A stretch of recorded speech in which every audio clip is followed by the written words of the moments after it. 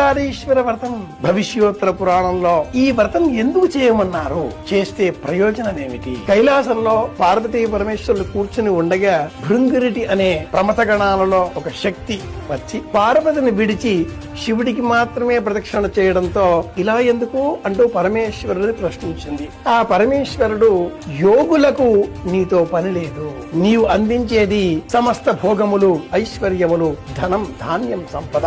యోగులకు వీటితో పని లేదు, నిన్ను విడిచి నన్ను మాత్రమే కోరుకుని నాకు మాత్రమే ప్రదక్షిణ అనడంతో అలగి ఆగ్రహంతో పార్వతి భూలోకానికి వచ్చింది. వశిష్ఠ మహర్షి అనుమతితో తపస్సు చేసింది. 21 రోజుల అనంతరం పరమేశ్వరుడు ప్రత్యక్షమై ఆమె కోరికను అనుసరించి తన శరీరంలో సగభాగాన్ని అమ్మకు అందించాడు. అర్ధనారీశ్వర రూపం ధరించాడు. ఈ సందర్భాన్ని పురస్కరించుకొని ఆశ్వేజ బహుళ అమావాస్య నాడు దీపావళి పండుగ హిమవత్ కేదారీశ్వర వ్రతాన్ని ఆచరిస్తుంది.